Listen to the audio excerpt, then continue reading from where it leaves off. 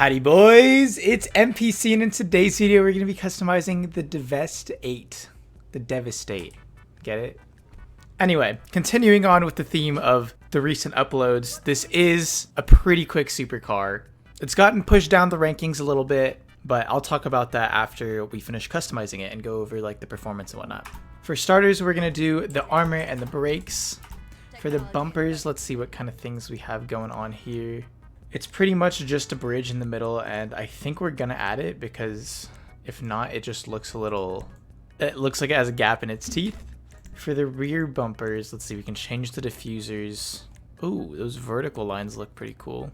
This one's very futuristic though. I almost really like the primary diffuser. Let's do it. Let's do the primary diffuser. For the chassis, what does that change? Just the trimming there. Oh, okay. There's like a little outline belt there.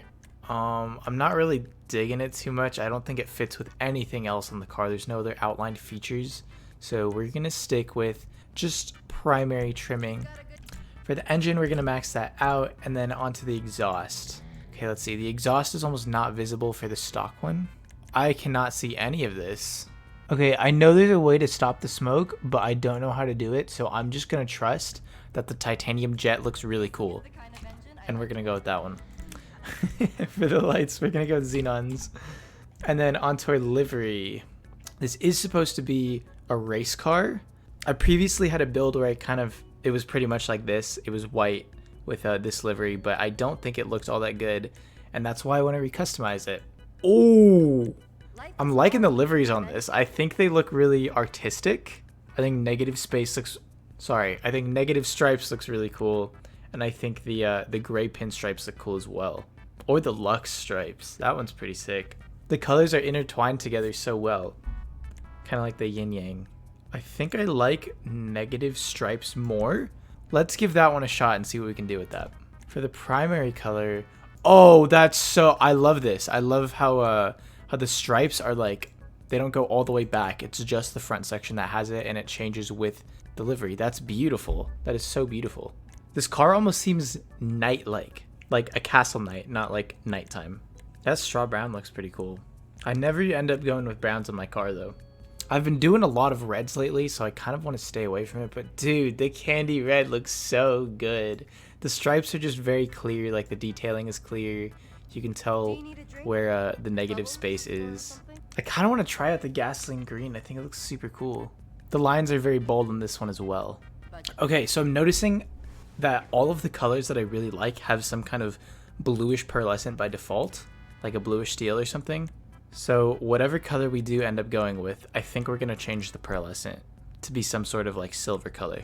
My favorite color in this car so far has been the candy red, but I've done candy red for so many cars recently that I would feel bad just like resorting to that again. So I think I'm really digging either yellow or gasoline green. Here's the yellow, here's the gasoline green. I think the yellow is what I'm leaning towards a little more. And then for a pearlescent, we're of course gonna go ahead and change that to like silver. Yeah, there we go, bluish silver, silver and blue. I like the silver a little more, it's a little darker, but the shine is there. Now onto our secondary color. I think, is that just the mirrors? Yeah, it looks like it. So we could go black on those. I think it might look a little better in yellow.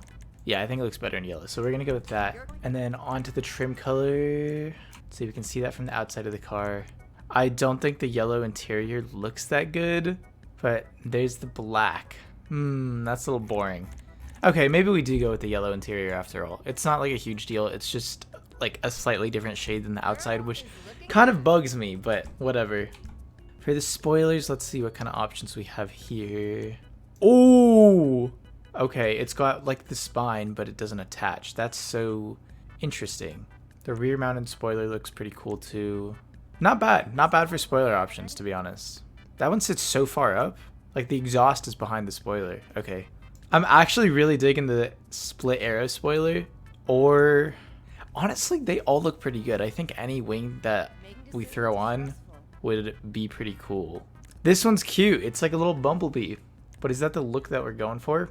I don't think black is the way to go. I don't think the carbon spoilers are the way to go, because most of the car, like the negative space, is not like that. The only carbon is at the front right here on the splitter. So if we do go with a spoiler, it's gonna have to be like at least a little bit, at least have some yellow like this one. Okay, I don't think the split arrow spoiler is the way to go. I think it's just like, it's a little too small. Like if you look at the shape of the car, it's kind of like if you take off this top section with the roof, it slants downwards, and I feel like we need to keep that slant going. I'm really liking the aggressor spoiler, and I think that's the one that we're gonna have to go with. Unless we do the competition one, which is the one with the spine. I think it's a little out of place. So we're gonna go with the aggressor spoiler. I think that looks really good. For the suspension, we only have one option to lower it, so we're gonna go ahead and take that. Transmission, max that baby out, turbo tuned, and onto our wheels. I don't know. I don't know what to do. We could just go with like Wild Wagons, which is pretty much what it comes with by default. I think it's a little boring. Oh, that deep flake reverse looks so good.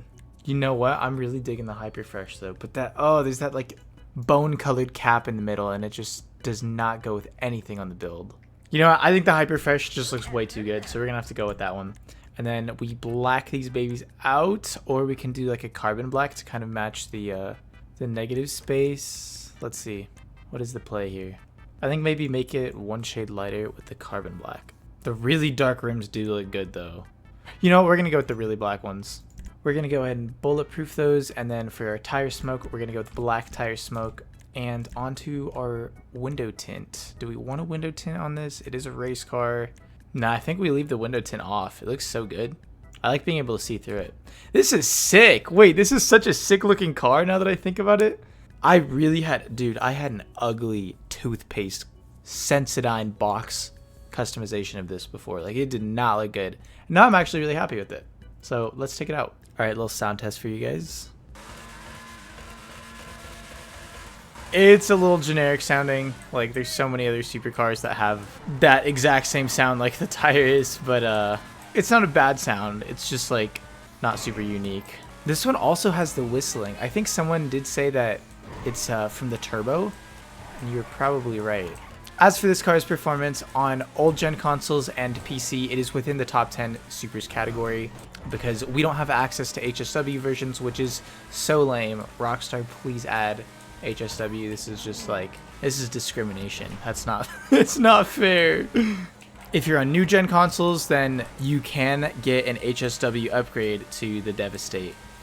If you're playing on new gen consoles, then this car is within the top 5 supers class with the HSW upgrade. But as for the car's handling and whatnot, if it's gonna be in the top 10 on old gen and top 5 on new gen, then of course it has to be a good performing car. It has a pretty high top speed, capping out at 139 miles per hour. And for its handling, it likes to stick to the ground unless you really oversteer. Then it slides out like a little bit, but it's less than the Emirates still. So it handles pretty well, keeps its speed up in the corners. And I don't think I've done an off-the-line test for you guys yet. So here we are.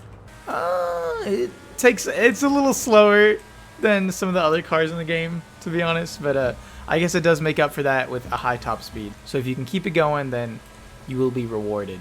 Now that I have a good looking customization of this car, I actually probably wouldn't mind racing with it or driving it around that much. It looks really good. It's based on the Devil 16, I believe, which is a concept hypercar in like Dubai or something. And I'm glad they added it into GTA because this thing looks sick. I love the taillights and just the way the back looks. I think the front is a little like goofy looking, but they did a good job with the customization. If you guys are looking to grab one of these for yourselves, you can find it under the two-door section of Legendary Motorsport for $1.25 million, down from 1.8 mil, so pretty good $500,000 discount. If you guys are playing on old gen consoles and PC, then I probably would say it's not worth your money so much because there's faster supercars that I mean, this car does look really cool, but that I personally think look better. Like the LM87, for example, the Torero. Those are probably better investments at this point because we just don't have access to the HSW upgrade. But if you are playing on new gen consoles or whenever we get those added into old gen and PC, then it's probably a lot more worth your money considering it's in the top 5 supercars, making it viable for racing. But you know, it is a pretty sick looking car. So if you're a fan of like concept cars and whatnot, then I'd say cop it while it's on sale. You know, $1.2 million it's not that big of a price tag. And I think you're getting good bang for your buck with this car. Good performance, good handling, good top speed, good customization. The only thing I would say it's lacking in is like the acceleration, but overall it's pretty nice, and you should grab one while it's on sale because you have a few more days to do so. That's going to wrap it up for this customization. Drop a like if you guys enjoyed, comment down below, and let me know what you thought of my build. I think it turned out phenomenally, as usual. Subscribe if you guys are new. There will be more content coming out like this in the very near future. A lot more pretty cars to see. And that's about it. So take care, and I'll catch you boys in the next one. Peace!